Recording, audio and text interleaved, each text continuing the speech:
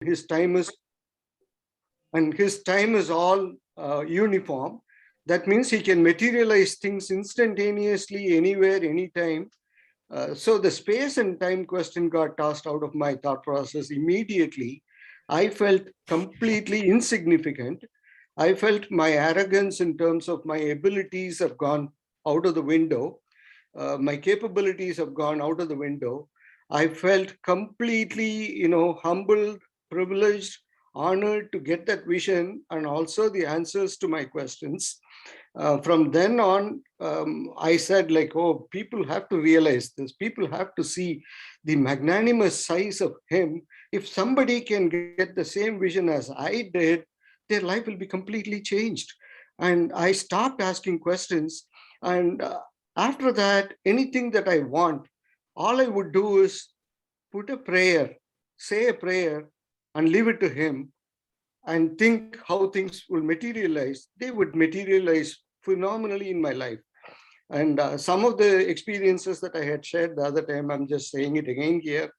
One of them was like in my room, we were like 20 people sitting in one room. We were in the IT field. We are in the IT field. So people would order lunch, bring lunch and all that. The leftovers would come to the kitchen. And anytime I see leftovers that people like in the room, I would bring it to them and say, hey, this is something I found in the kitchen.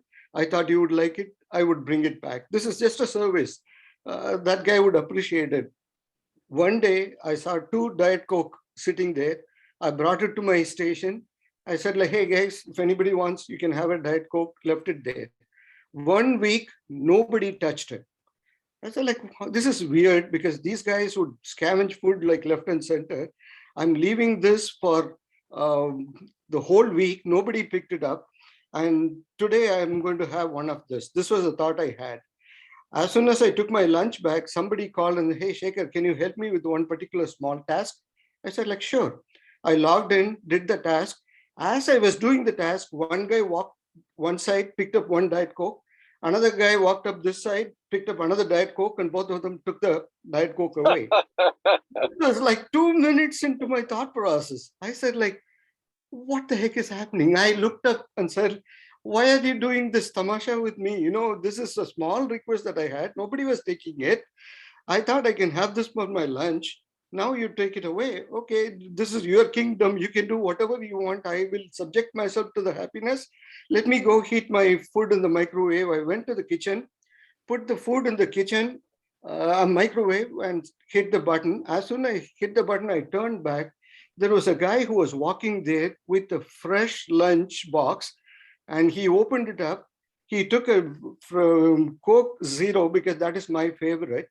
He took that Coke Zero completely chilled. He kept it outside. He had a chips packet, he had a sandwich, and he said, Shekhar, I think you're the only guy who was around here. This is all meant to be for you, and that is why I brought it here. Imagine how I would have felt it. Because the Diet Coke was 1 week old. This Coke Zero was fresh from the vending machine or from the freezer or from the fridge, fresh. So God delivers anything that you want if your thought process is sincere and you feel yourself humble and you connect with him. All your basic needs. This is nothing. $1 Diet Coke. You can put it in the vending machine and take a thing. But how he delivers it is phenomenal. The thought came to you, you wanted to have it, you thought about somebody else. That is why you brought 2 Diet Coke for somebody else in the room, and nobody took it for 1 week. Now you want to have something. I won't let you have the old one, buddy. I'll give you a new one. That too, the fresh one. That too, delivered to you with a chips packet. Those are all my favorites. And how did he know that? Not only this, I would start from work, it'll be raining. I would think, it's raining. If I go home and I get a pakoda, how nice it'll be. And I know if I come home and ask for pakoda, I'll get beaten. And so like, okay, I'm not going to ask for it. I will tell you, you make it happen. I come home and I would mind my business. I wouldn't even open my mouth. My wife will call me and say, hey, Shekhar, come here, look at the toaster. I put some pakoda for you. How would you feel? And there was one request that I had with Washington, D.C., Indian Consulate. I had to ask for no objection certificate because one of my family member wanted to get a college seat in India, and I was supposed to sponsor them. And that particular request, what was to be done on a Monday. The guy calls me and said, Shekhar, can you arrange for a no objection certificate that I needed by Monday because my daughter is going to go for an interview in a law college. And this was when? This was on a Thursday. I was literally shocked because there is no, I don't know anybody in Washington, D.C. to go and ask for no objection certificate in demand. Then I said, like, what the heck am I supposed to do? I had already sent a letter. This was about 10, 15 days back. I had sent a letter asking for no objection certificate, and I was supposed to get it someday. The mail did not arrive. Nothing came. I was physically had to go there to get it done. That is the stage that I was in. And I was fretting because going there, I may not even get it. I don't know anybody. While I was driving, suddenly I got a phone call. I was like, okay, who's calling me? Because people don't call me that often. Nobody calls me except my wife. Even that call I ignore, or I miss, and I get beaten at home. You don't pick up your phone. You don't do this. You don't. Phone is a waste for you, and all sorts of complaints I get. I suddenly looked at the phone. The phone was ringing. I picked it up. As soon as I picked it up, there was a lady at the other end of the phone. The lady says, you had applied for a no objection certificate. By the way, your name is Parashuraman, so I thought I would call you. Are you from Kerala? I said, like, not really. My family was from Kerala, but I'm from Tamil Nadu. So immediately I said, like, my dad was born in Kerala. I'm not Keralite, but I'm a Tamilian. My Malayalam sucks and all that. I made up a story immediately. I connected it. The lady said, you would ask for a no objection certificate. I can give it to you only for 6 months. I said, lady, please give it to me for one day. I would be very happy. I don't even need it for 6 months. The lady said, I would give it to you for 6 months, but the letter will arrive only next week. I said, like, if there is any way you can expedite it and send an email of the same letter, I can wait for the original letter to come in the mail 10 days later or 1 week later, doesn't really matter. As soon as I went to work, the letter was there in my mailbox. I sent it to the guy in Indian. He was very happy. He thought like I'm Bill Clinton or somebody who could do these type of things right away. Little did he know that I could do this because I put in a prayer. My prayer is so strong. I tell him, I am not capable of doing anything. I don't have an ego. I don't claim to feel any way powerful. The only way powerful that I feel is that I'm connected to you and I'm happy about it, and I'll declare it to the world.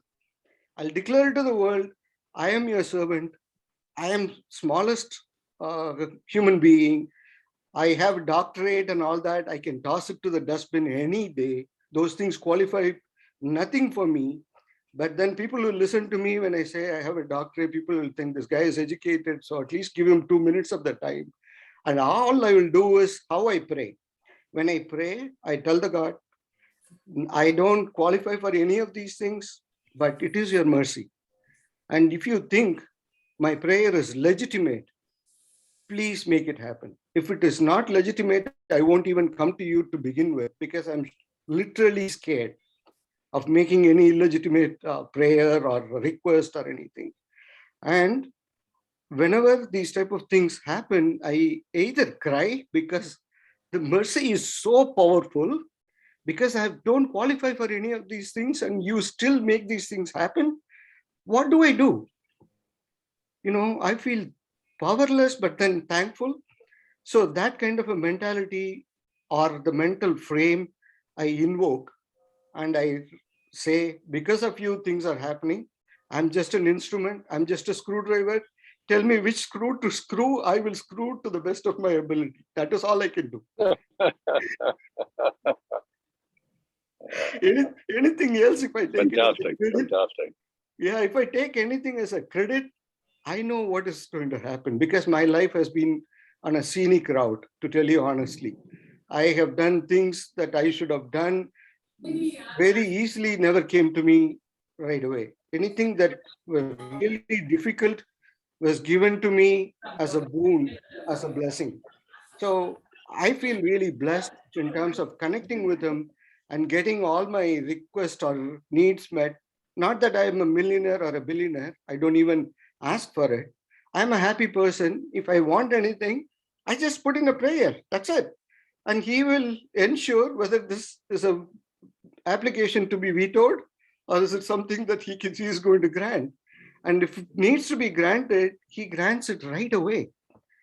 And how blessed am I supposed to feel? You know, that is what I wanted to connect with this particular group, open it up, ask, you can ask questions. And I gave you the formula in terms of how to make your life easy, anybody else's life easy. Never have an attitude, never think you're beautiful, never think the other person is ugly, never think you have more money. Any of the things that surround with the I concept, me, mine, I am capable, those type of things, toss them to the dustbin. You are not capable of anything unless he decides that you should be given that particular opportunity. So anything that is given to you, use that to spread his message, spread his benevolence.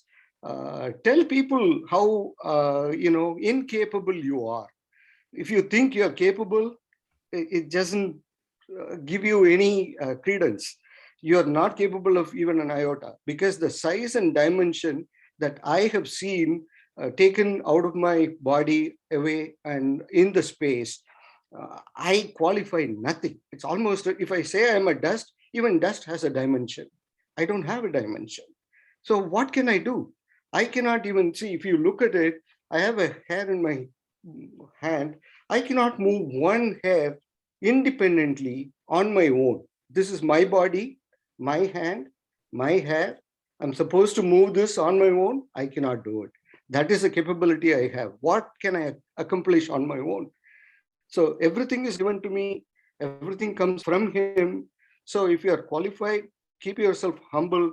He will select you as the best tool in the world to give you everything that he wants to give you, to take you to a place where you can be always happy and spread his message and make people happy around you. And you can solve some of the problems. Be thankful to that. Thank you. Thank you. It's so great to hear. And really thanks to you that you're open about it, right? For everybody else's sake, you said you wanted to be open about it so everybody else learns from it. So that's the greatest message. And if I relate it to what, in this grants and all what's written, there is the person who is able to touch that chitanu chuliana, then whole Brahmand is with you. And that's what has happened to you, right? So you have touched that reality, and now you are with that reality. So your thoughts become their actions, or vice versa, right? That also happens. But the greatest thing, the greatest message here, there's one thing I wanted to relate to. You were telling, where you reached and you saw the Akal Murat, we call it, right? Akal, timeless, Murat. Somebody like you can understand the meaning of it and see it, yes, because you have experienced it. Right. But then it takes hours to explain what is Akal Murat. Timeless Murat. You've experienced it. You can say it. So that's, and then one more thing I wanted to emphasize is, the what Gurbani tells, right? The whole universe wants every human to live like this and be connected like this, right? And they keep giving you opportunities to reach there. And then this spiritual, all these practices start. There are yogis over there, they try to get to that state, they can touch it, right? They can touch that oneness and they can live like that. So it's a grace of that one divine, that you got that encounter with somebody so blessed who was able to show you, right? And then you yourself after that have it in you. And that's the state through meditation and through tapasyas and all that everybody, on that path try to reach also in Yeah, it's meditation is a voluntary process that you invoke in yourself to do it. yeah, Whereas the pain and suffering is another path that he pushes you in right, terms of getting to that particular level. For example, what happened was when I first came to this country, one particular day, this was after a year into my PhD program, my professor called me and said, you have to write your proposal to get money in, otherwise I cannot fund you and you will have to forego the stipend. I didn't know what that meant. So I went and asked him, how much time do I have? He said, like, I'll give you 2 months to do it. 2 months to write a proposal and get money. I don't even know what idea I need to bring, what proposal I need to write. I had a tremendous pressure. Every day, night, what I would do is I would go into the library, close my eye. This was like after 12, 1 o'clock in the morning. When everybody leaves the library, I would be the only person around. And I would go and touch a bookshelf, pull out one book, open the page, whatever page comes, take the page, take a photocopy, write whatever message that I get from there. And I did that for nearly 1.5 months. All I did was make sure that nobody catches me because they are going to think I'm a cuckoo, I'm an idiot, whatever this guy is doing. I don't know why he is closing his eye and going and touching a book and taking out a book and opening it up and trying to do what? Nobody knew what I was trying to do, and I wanted to keep it that way. At the end of this 45 days, I put all the papers, rearranged the papers, looked through the messages in that particular thing. Before that, every day I would pray to the Almighty, say, somehow give me a direction. I'm directionless. I have no idea what I'm going to be doing. I have to write a proposal within this period. Otherwise, I'm going to starve. No money is going to come. And I cannot call anybody in India and ask for money. You have left me as an orphan. This orphan has to be fed. You are the Malik. Feed me. This is the only idea I have. Show me the idea. Show me the proposal. All I did was the 45 day, I did arrange the paper in the desk. A beautiful idea came, took it to my professor. I told him, this is one idea, this is second idea, this is third idea. He said, no, no, no, just keep one idea. That is all we need for writing the proposal. Rest of them, write it down. We will give it to other students to write their proposal when they come on board. You don't say all of it. So I wrote a proposal. National Science Foundation gave us $500,000 and my PhD was done. How? Because of the time, this is not due to meditation. This is all I did was prayer, of course, and the pain and suffering and the fear of failure. That pushed me to a zone where I could come up with this idea, and the thought process came in terms of the papers that I collected. I wrote a proposal, and I got $500,000. That was the highest money in the entire professor's career in terms of funding that he got ever. So he thought like I was a genius. Now you go and figure it out where my geniusness came. right. So very nice. So what I meant also with meditation was what you're explaining is so nice, right? It's the grace flowing through your life. What I meant was that certain people who reach that stage where you are, where grace is flowing so well through different ways, right? Through Right. meditation or through tapasya or through suffering, a lot of Yes. them, or through this great blessing which happened to you, right? But reaching that state is what is needed, right? Where you can see the grace flowing, you can actually see it flowing in every, and then you see it so well that you thank with everything which flows also. So that's so beautiful. Yeah. Nowadays I try to do meditation because I reached this place without even realizing how I got here. Now, since I've got here, I've listened to people. I say, okay, meditation is probably what I did without even realizing it. Which is right. What is meditation? The meditation is to be able to connect to that, what is inside you. And we take it as a wrong thing, the meditation. The person who is just studying and who is capable of touching inside, that person can have this experience because they have done that sitting, they know their inside, they can touch their self. And that can happen through anything. That can happen through a creative thing you are doing. That can happen to sitting silently through meditation. Meditation is, we call it just so that your mind starts getting focused to be able to reach there. Correct. But this is such a great example that you share. And I think it should help everybody to understand. Yeah, I'm shameless in terms of telling you how I did what I did, even though some of them were not the straightforward method that people would ascribe to, but I'm open to it because in all this, the take home message is it is not you, it is not I, it is not anybody, it is the big fellow who It decides is the, who needs yes. to be given this particular path. And you sail along, and you sail along is one thing, but you're also saying that it's so important. You ask for it. You said if it's appropriate, if it's legitimate, and you see it happening around. So in a way, you're contributing towards his creativity too, right? You know what I'm saying, right? So that's so nice to hear. And they're so and you know, you are so nice that you're explaining everything with that context. And there's some people who try to bring in some examples, oh, I asked for it, that happened and all. And there's some who actually realize that it's that infinite grace which is throughout continuously happening. With that said, with so much of experience that I have, I'm still not perfect. For example, there was one particular airplane trip that I was supposed to take from India. I came into the customs check. Everywhere I go in, I will be the first guy. I don't know, because of my looks or something.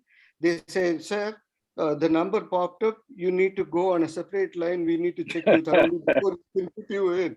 So like, what the heck did I do?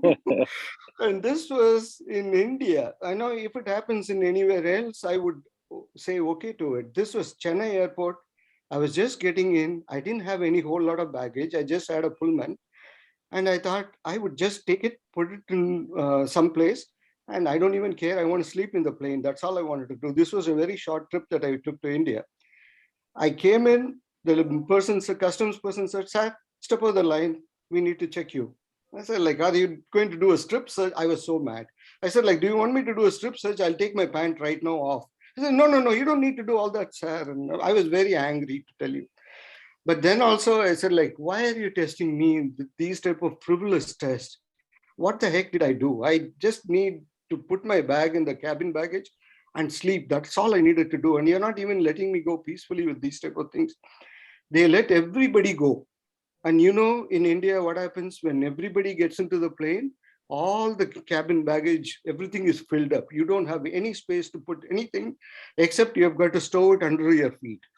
I said, like, I'm being a short guy with a bag there. I won't be able to even sleep.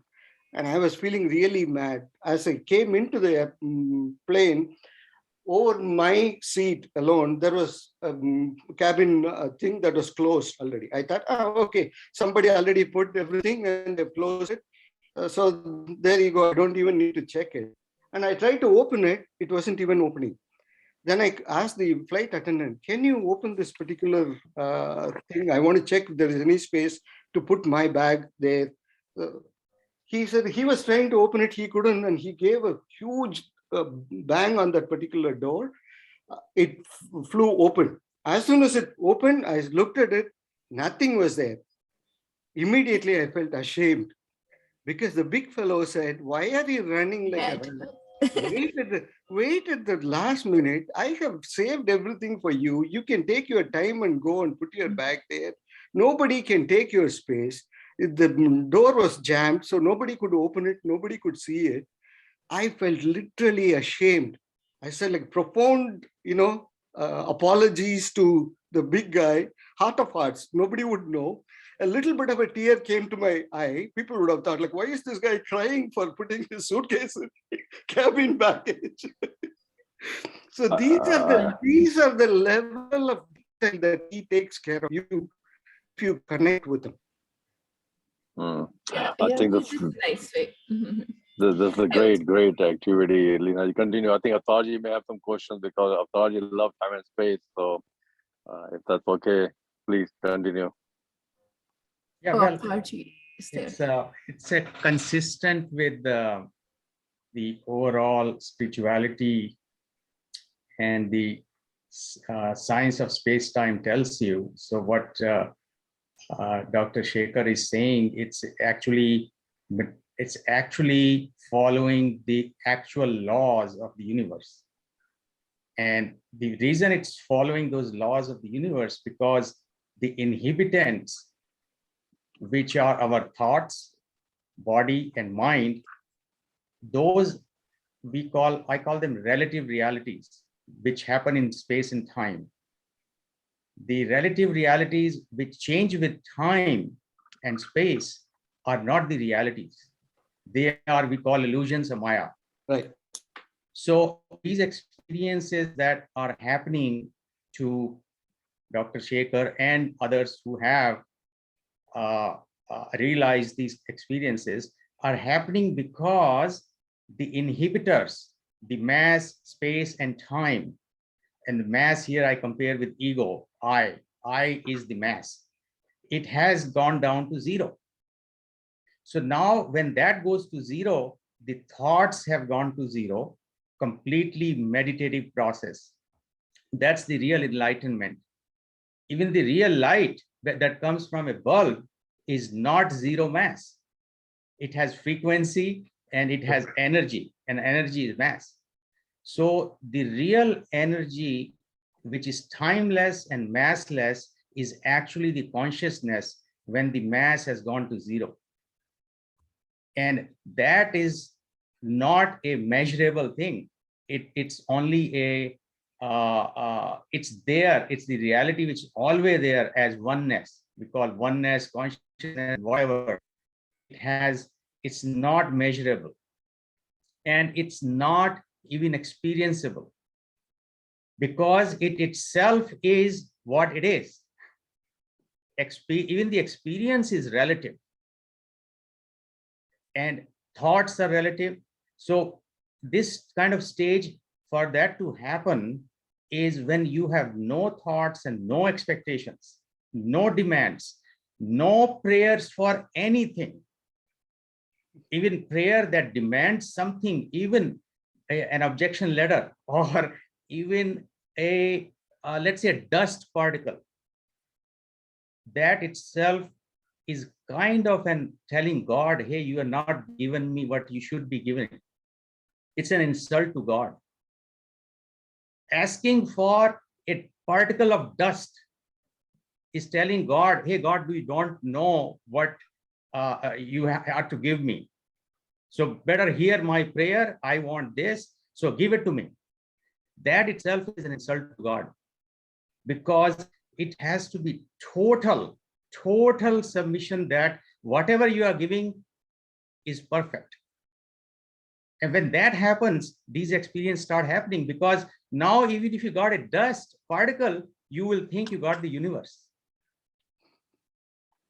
So that power comes from the being zero expectation, zero demand, zero ego, zero I, everything zero, because now it's all oneness, and that is the whole thing. And that experience is telling us that, oh, you got everything, now you don't even want to ask anything. When that stage happens, that's the full state of full grace. No space, time, mass, no energy. Even energy dissolves to zero frequency, becomes immeasurable. And that also is not an experience, it's a state of being. An experience is always relative of the senses and the mind. So that's why when you listen to some of these Gurbani in deeper into and meditation, they will tell you that even the thought, vichar, bhav, all have to become zero. Yes. That zero means nothing now. There is no demand, no nothing, no experience. That stage of oneness is itself is a feeling of everythingness. Now people call it nothingness. I call it the feeling of everythingness. Yeah, that's true. The other side of the coin. Correct. So that nothingness is when we see it from space and time perspective and mass perspective, we say there's no mass, so it's nothing. but from the perspective of the totality, that's everythingness or oneness or wholeness or consciousness or a full awareness. So these experiences can be explained in all these concepts in a very simple way. These are happening because of they are following the laws of the universe. Yeah, I went to a Roman Catholic school for high school in India. I go to the Western Europe tour in 2015. And the very first moment we went to the London was the place of origination for the whole tour of Western Europe.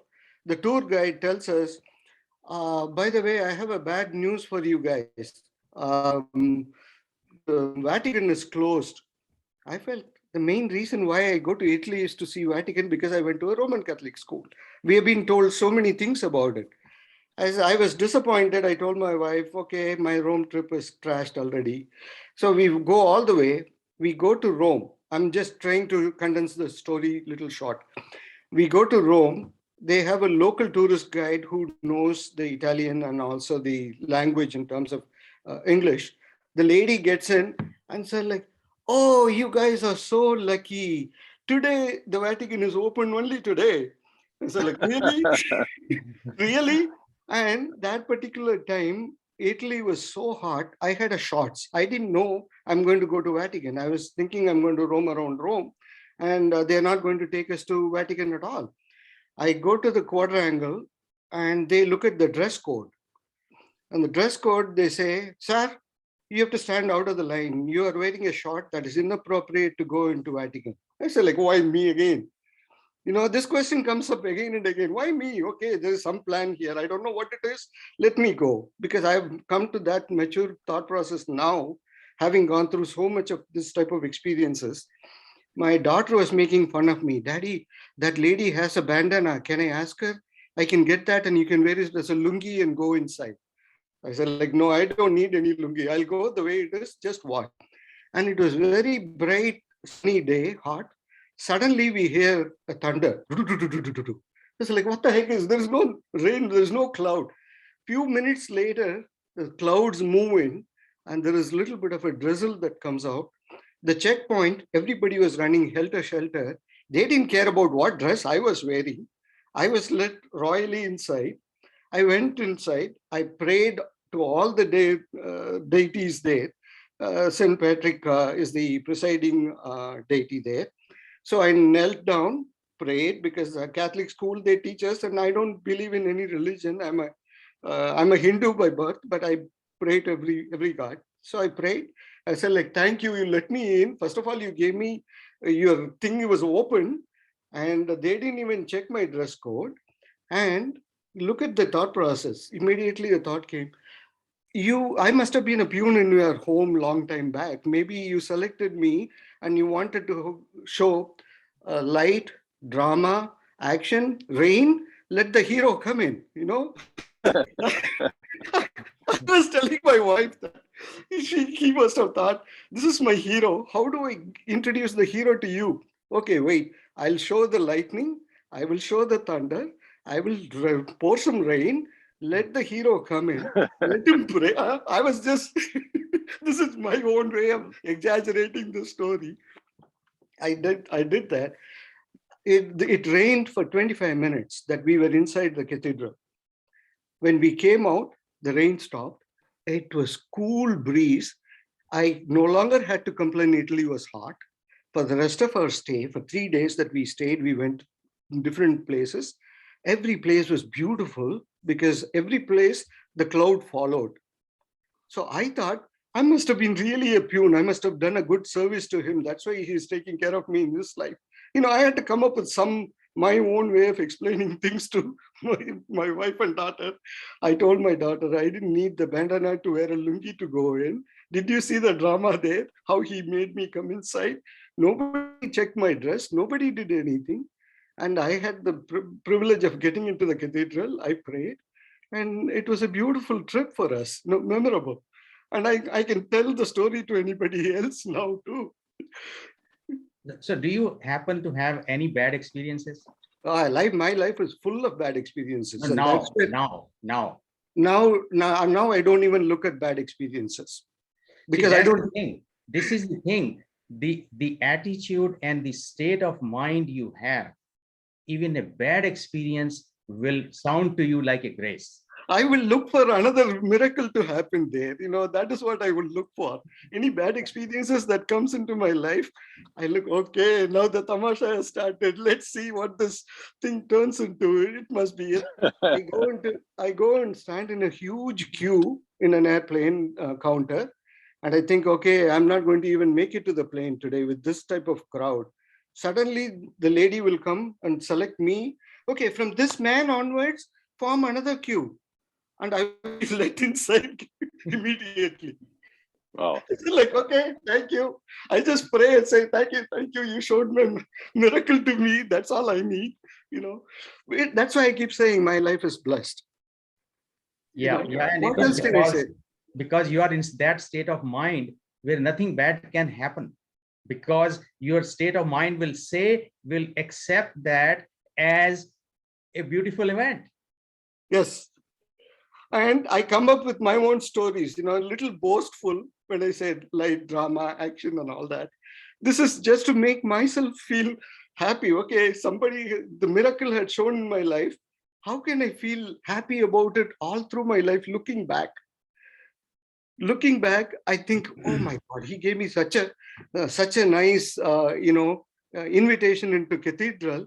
It's pleasant, right? So why not make it a little bit of a joke and feel happy about it? That's all I do. It's not that to show anybody an iota of arrogance to say I qualified for this. No, I didn't qualify for anything. Yeah, that's very wonderful. It's a wonderful state of mind, and to be in that, because then everything is of grace. Yeah, it is. Everything is grace. Even if I get beaten, I wait for a story. Nowadays, I wait for somebody to come and beat me up and thinking, okay, there's going to be some miracle now. Let's wait and see what is going to happen. Okay, it's You look about for the time. grace to be shown. So, yeah, Yeah. we already I'll gone just- forward.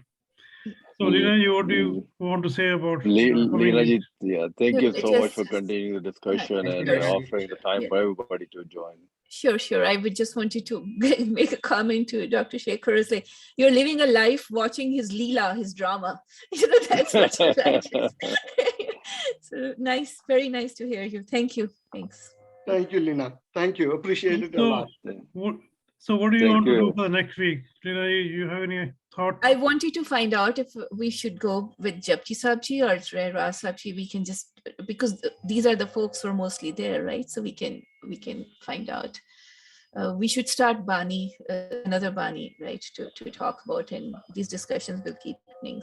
I think either one, whatever is comfortable with the Sangat is fine. Avtaji, any option, any choice? No, whatever I think majority decides. Japji Saab, I have heard many times. A lot of people I think have experienced that. Whereas Saab, I don't know much about it at all. I don't know anything about Raya Saab either. Let's do that. Okay, we'll do Raz.